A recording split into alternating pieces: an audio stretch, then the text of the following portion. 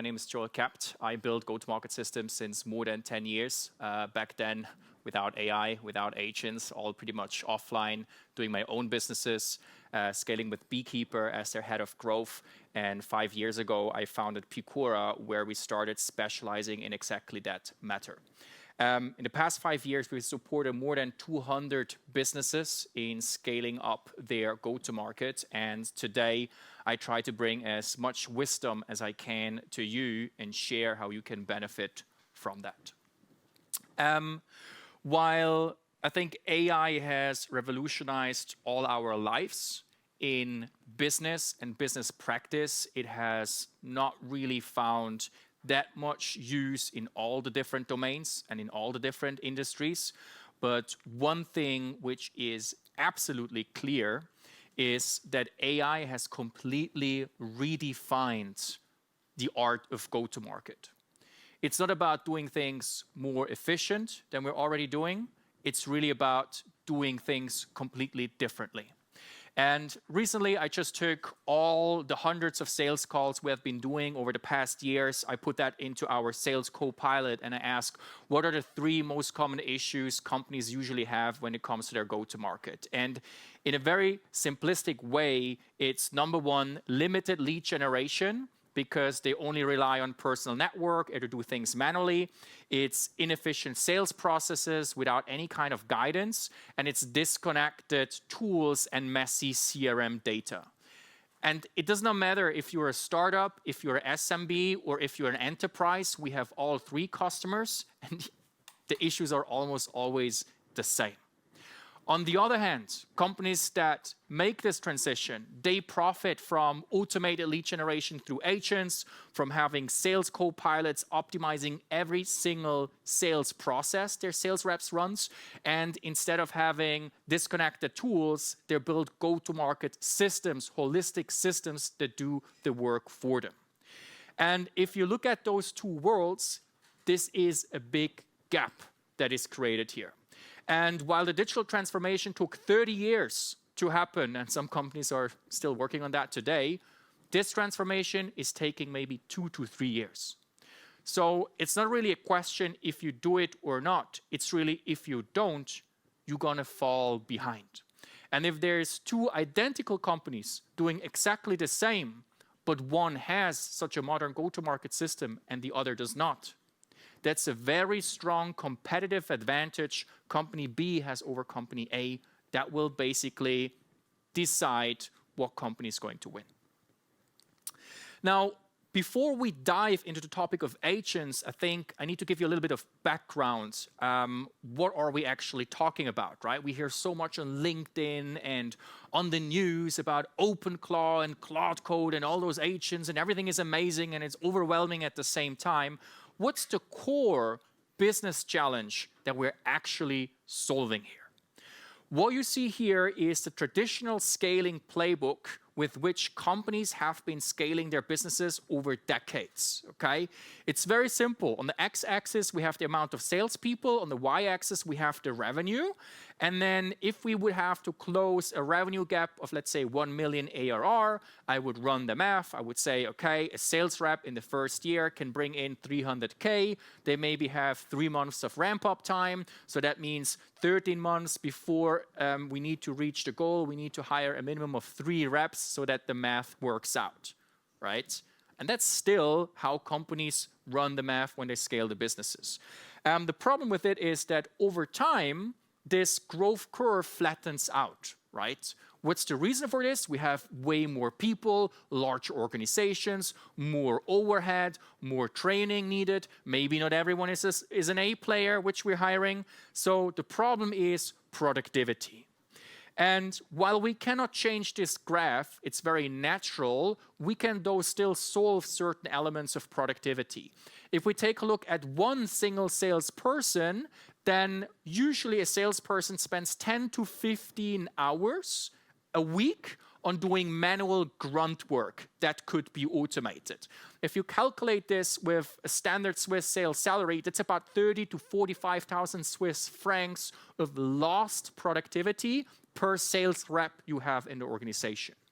If you are a founder yourself and you're doing that stuff manually, Well, do the math, how much time you waste on this, where you should be spending it maybe on building your business. Now, the core problem then in go-to-market is at the end productivity, right? And that's no complete news because tools and technology and people try to solve that problem already since decades. If you go a little bit back into the history of the so-called SDR playbook, Sales Development Representative Playbook, so how is sales doing sales, then we say until 2010, everything was just manual grinding. People just had to do everything manually, and you don't believe me how many companies still operate this way today.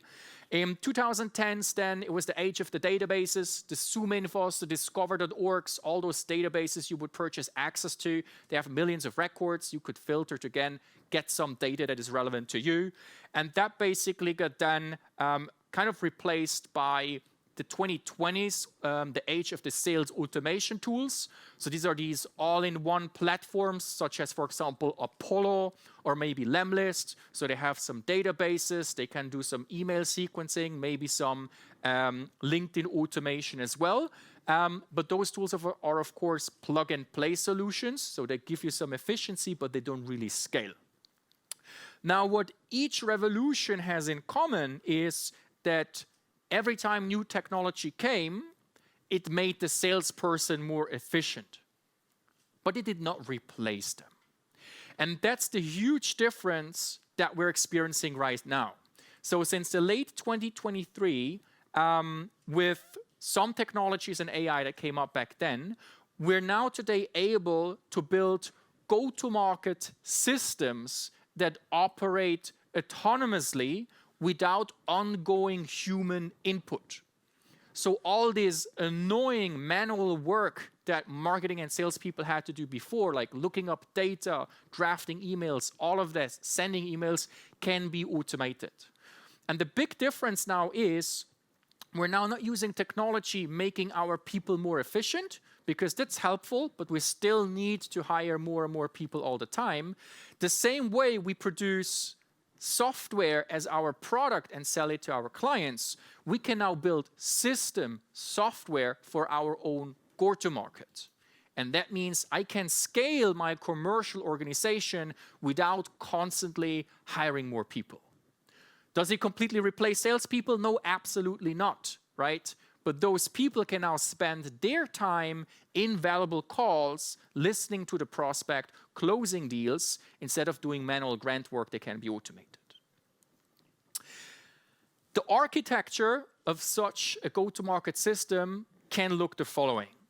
We have 4 different main stages. Number 1, market and signals. So this is basically all the signals and the market data we want to track. What's going on in the market, who is interested, who liked something, who is chatting about on LinkedIn, who visited certain website, who left a bad review on a competitor's page. These are all intent signals we want to capture. That information flows into your data orchestration and enrichment platform. So that's a platform that should be deeply connected with your CRM that helps you to filter, analyze, score those signals, enrich the necessary contact and account information, check in your CRM, is this record already existing or not, and then passes the data into your engagement unit, which is the place where then the engagement is sent out. Is it email? Is it LinkedIn? Is it a postal letter? Is it a phone call? Whatever it should be to communicate in stage 4 the actual value that you like to present to your prospect. Now, if we take this system, which is a combination of different tooling, and we completely integrate this with each other, then we call this a so-called SDR agent. A sales development agent where a certain signal can be measured, like the job change. The signal is sent into your system, the orchestration, qualification, enrichment happens, it's passed into the engagement, and automatically the person is contacted without doing anything. Okay?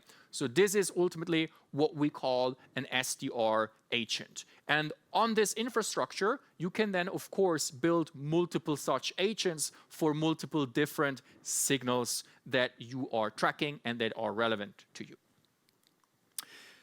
So that brings up the question, is it all about productivity and automation? The answer is no, right? A lot of people, they're now using Claude Code. They can say, I can do everything with Claude Code, or I have now OpenClaw and I have people there. Amazing technologies, right? But it does not help me anything if I have a Claude Code agent or an OpenClaw agent that, annoys a lot of people, but no real conversion is happening, right?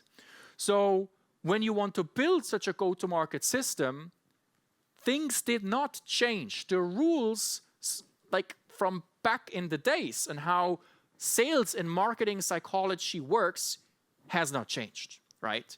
And I say there are three main domains that need to be perfectionized that your go-to-market system works. Number one, you need to have a very clear and sharp understanding for who is your market, who is your target, right?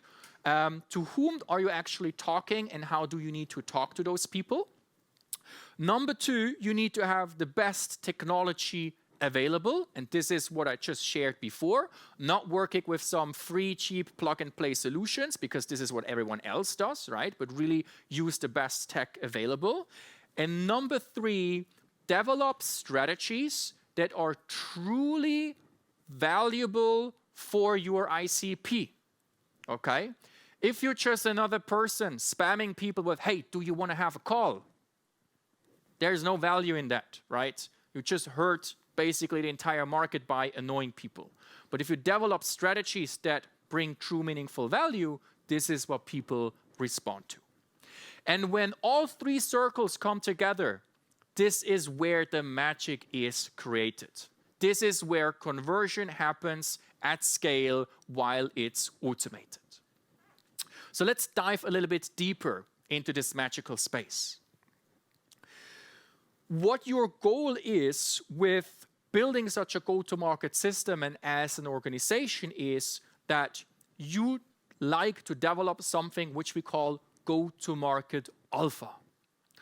Go-to-market alpha is the principle explaining that the difference you develop between your skills and your competitor skills in the domain of go-to-market, that's your unfair competitive advantage.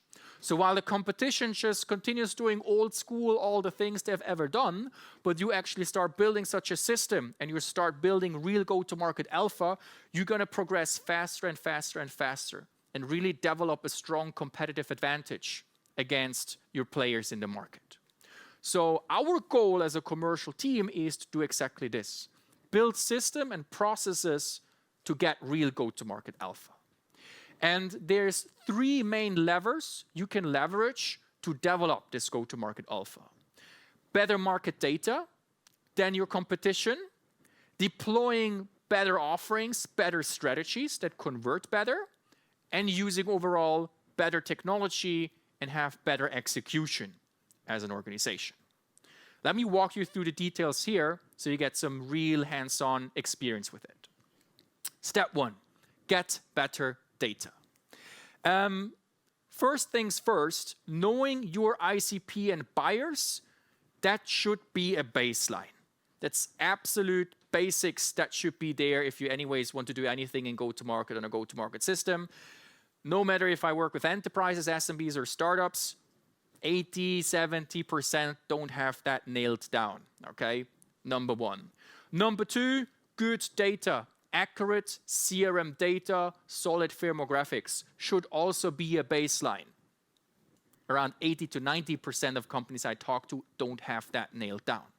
So the real unique edge starts at the third layer, unique data, okay?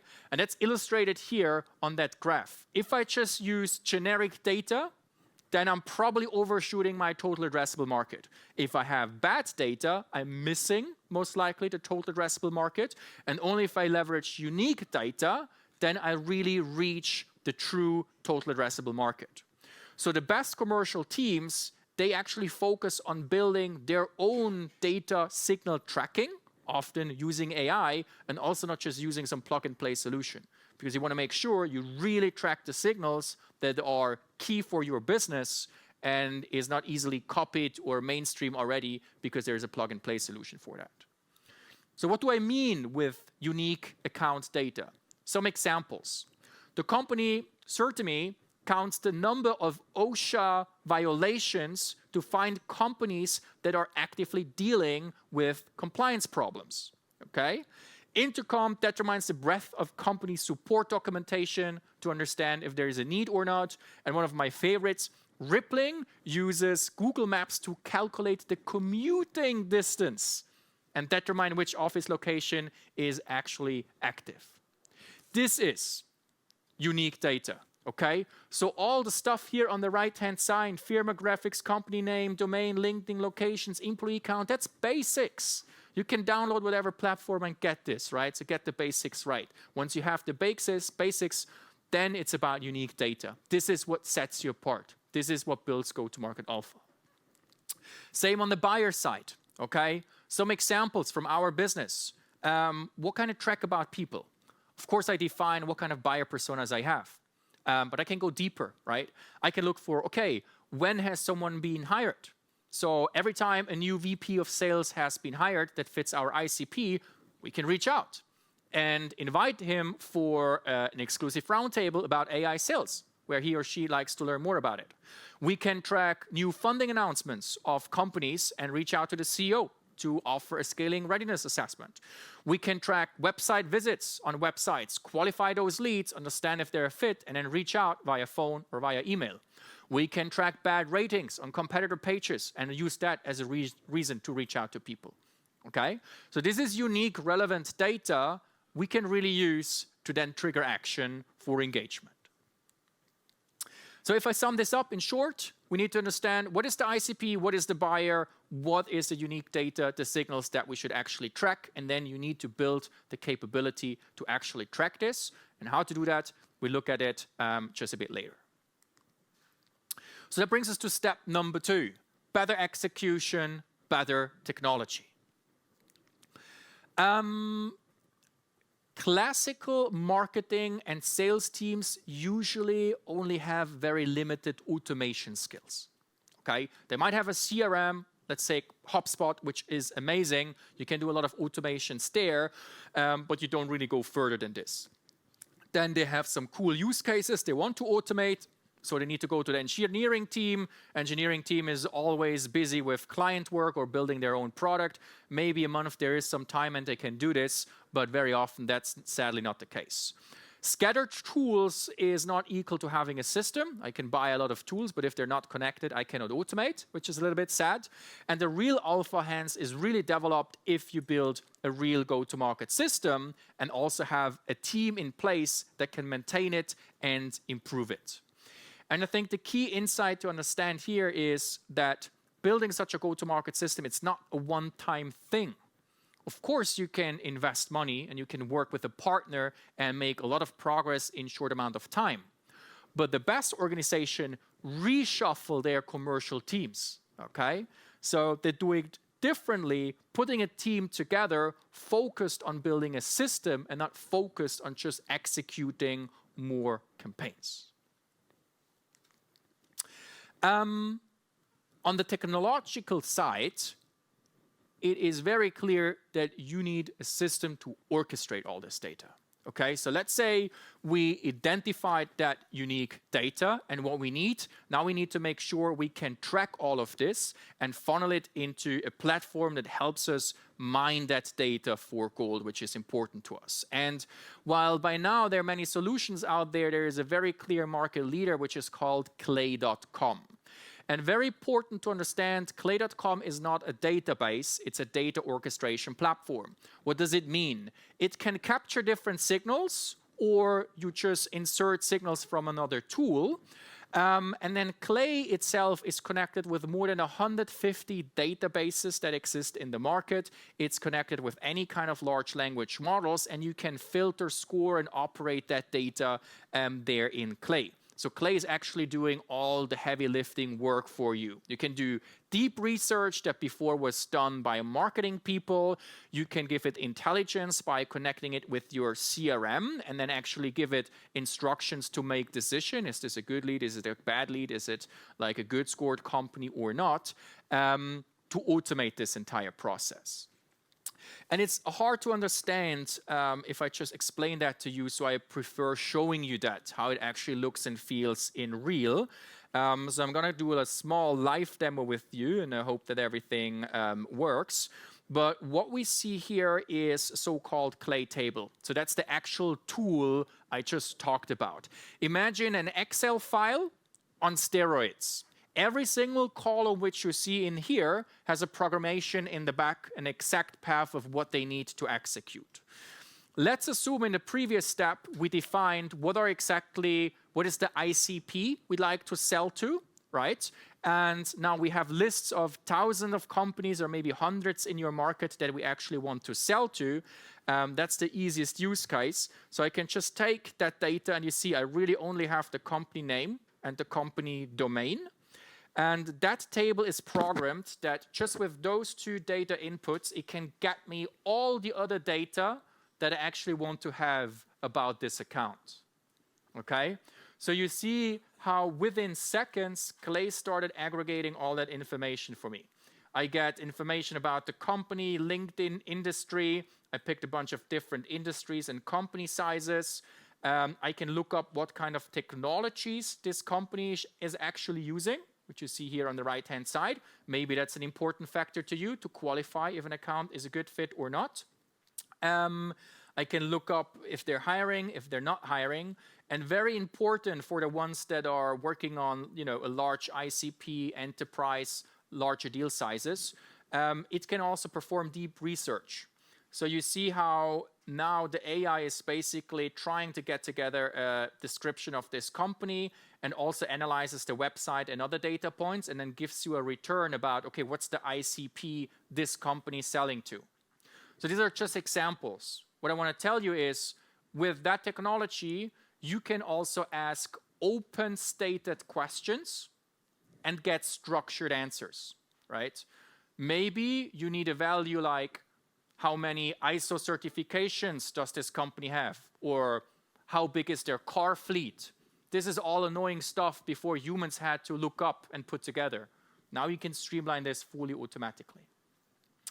Of course, the journey does not stop on account level. It continues also in the contact search. So in that case, we programmed that for every company I put in here, please look up the CEO of this business, find the job title, and also find the email. So this is still working here right now. You see how it's progressing. First emails are going to come in. There's an entire waterfall process in the back. Actually, it founded already more emails, but it needs to validate them. So this is basically how you really get all the necessary information you need about your accounts and about your context.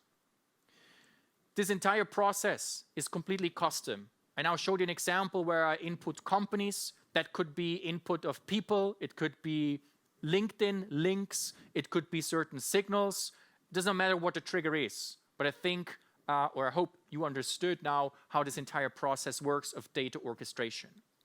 This entire flow does not need to go from input into qualification, enrichment, and CRM and engagement. It could also be the other way around. You can also connect your data aggregation platform with your CRM directly.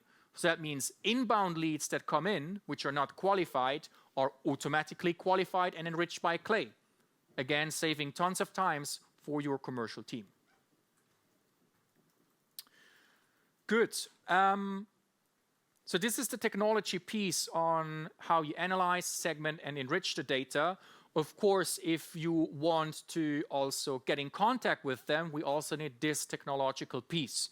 So I don't go into the details here, but there's various different tools in the market that help you do that. Personalized email sequencing, LinkedIn outreach. There's only 3 tools which I can recommend. If you're a small company, work with Lemlist, automates email and LinkedIn. If you're a larger business, go for Instantly and Get Sales, doing email and LinkedIn together. If sending mail letter is the key to success in your business. Also, that can be automated. Very soon, the entire topic of AI calling is coming up, not just in customer support, also in resurrection campaigns of post clients and opportunities, okay? So all of that is coming, and this is basically what happens then in the engagement unit of your go-to-market system. So how do winning teams operate? Three things to take away. First of all, build a team that can build systems, not execute campaigns. Use the best tools available and treat go-to-market like a software. And don't stop at lead generation. Cover the full go-to-market funnel. So today I'm more talking about lead generation use cases, but you can imagine that this goes further into sales, customer success, and so on and so forth. Good. That brings me to step number 3, better strategies. Now we have the unique data, we have the technology, we can enrich this information. What do we do with it, right? Well, we need to offer something to the people that make them respond. And that's step number 3. Asking for a call these days leads to almost zero conversion. Using basic personalization also is commoditized. It's nothing new if you do that. Real alpha is developed if you use insight-driven outreach, offering real value to the people, okay? So take the relevant context, offer something of real value in that context, and the conversion is happening. Now, one interesting thing I believe is that people have a little misconception about lead generation. What you see here is one of the most important frameworks that exist in go-to-market. It's called the go-to-market matrix. On the x-axis, you see the different average annual contract values from 10 to 100K, and on the y-axis, the different go-to-market motions. Low touch, medium touch, high touch. Now, for most people, it's clear that if I sell a software like SAP for 100K, the sales process looks a little bit different than if I sell my bicycle to my neighbor, right? But for some bizarre reason, most people don't understand that this rule also applies for lead generation. My lead generation tactics I deploy are completely different if I try to create leads for deal sizes above 100K than if I try to produce leads for deal sizes below 1K. It's two different worlds, right? The smaller the deal size, the more I work with volume and the more I focus on demand capturing strategies. The higher the deal size, the more hyper-targeted do I work and the more do I focus on demand generation.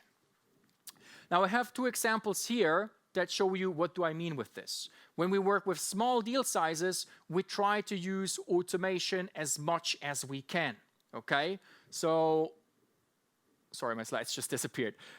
So I'm using information I won through the data orchestration platform and then insert that, of course, in the message, not just to tell people that, hey, I can help you, but you prove already in this case that you can help them by either already providing data sets, providing a landing page, providing anything else of value in your outreach that proves that you can actually truly help them. If you go for larger deal sizes, you need to be way more targeted, right? In this example, I say, hey, Tom, saw you recently engaged with Patrick's post about go-to-market, saying you'd like to learn more. We're organizing an exclusive roundtable only for 12 CEOs of hardware tech companies in Zurich. Main topic will be AI, how AI changes the sales landscape in 2026. But there's also an up-bill networking, eye-level exchange for CEOs. Very, very targeted in location, in buyer persona, and in the value that is offered. And if I'm actually a CEO of a hardware tech business in Zurich, I'm like, oh, that's exactly for me. If I don't go, I'm going to miss out on something, right? So this is what we mean with more high-value, targeted, exclusive offerings.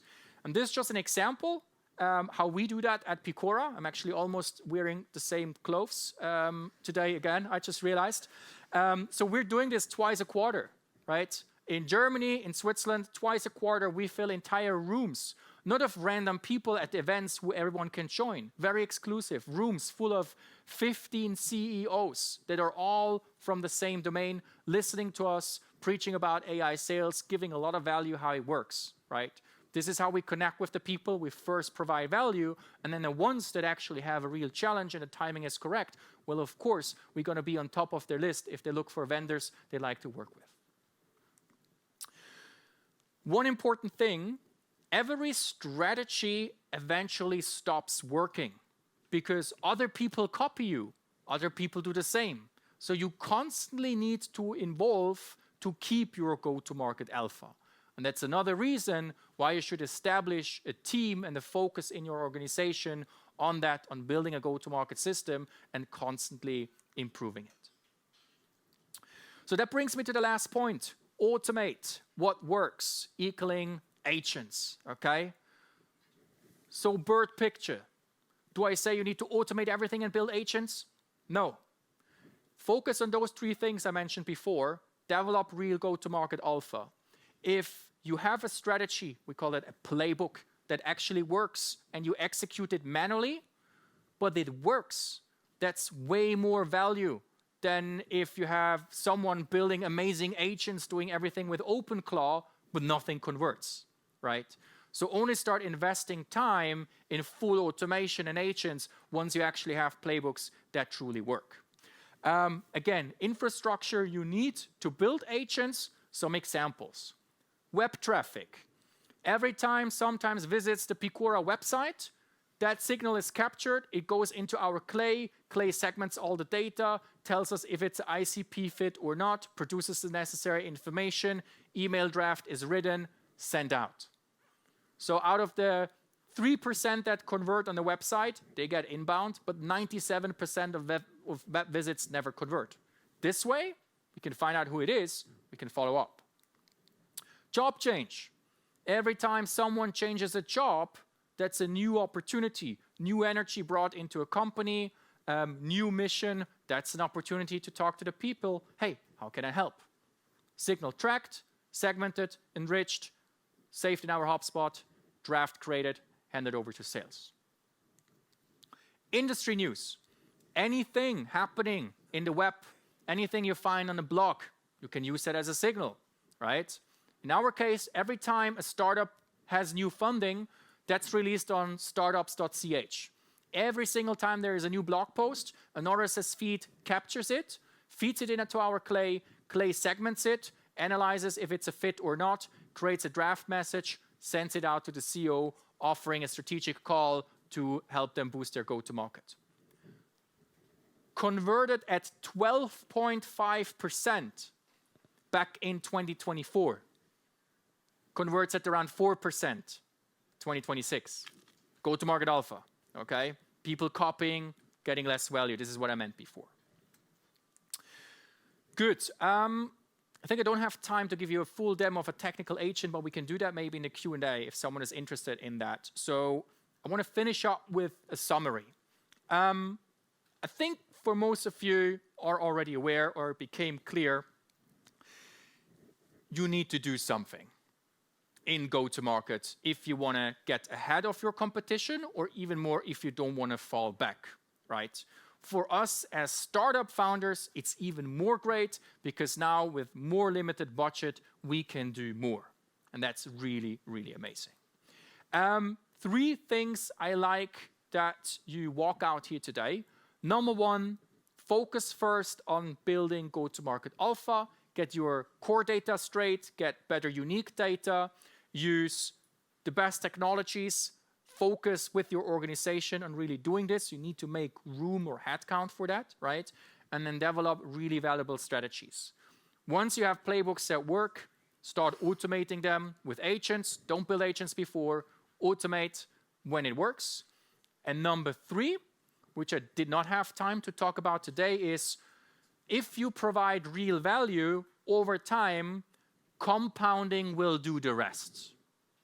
What do I mean with this? Well, if I send out an email or LinkedIn request to a CEO who has never heard about Peakora, who has never seen me, right, the chance that this person responds positively right away is rather limited. But with Peakora, we're doing this since years. So someone might get an email, not react. 2 weeks later, he sees a LinkedIn post about the roundtable that he missed out on with lovely pictures, how cool it was. Few weeks later, then there's Founders Day. He walks in here, he sees me, walks away again. Another month later, his pal Fritz tells him, hey, I heard about Peakora. So this is the compounding effect, that you build a system that is building touch points over time, over and over again with real value, and that then basically adds on top of the direct conversion you actually get out of every single campaign. So for the first 6 months, you're not going to feel this. But if you build a system and you run it for 9 to 12 months, this is when it starts happening. Because all those touch points you created in the first 6 months, maybe people were interested, but the timing was just not right. And now they suddenly get back to you. We have that very often, that we get signups on our website. We first think it's a new inbound lead. Then we go into the CRM and we see this contact is there since 2 years, never reacted or replied. I go into the call. I try to explain what is Peakora. He was like, don't even need to explain me. I'm following you guys since 2 years. I just never had cash. Now I have cash. Let's go. Okay? So that's the compounding effect. Good. And that brings me to my very last slide, which, yeah, I know you can see it, okay? So far today, I talked about the first 2 stages, market identification and lead generation, okay? But I want you to also take away that your go-to-market system goes further than this. It's not just about lead generation. Also, after lead generation in sales, you can build things like a sales co-pilot, right? That is coaching every single sales call you're having, preparing meetings, preparing your follow-ups, and all of this. You can even go into customer success and account expansion and all of that. So the end on the commercial side is not really discovered yet. There's so much we can automate and streamline, which is really, really amazing. Now, before we go into Q&A, there is a QR code here. If you feel like, hey, that's awesome, I want to better understand how that can help my company, feel free. We're offering like 1 hour free strategy calls for anyone who's interested and is also a fit to us. So we sit 1 hour down with you, take a look at your business, give you recommendations on what you could do to progress in your go-to-market.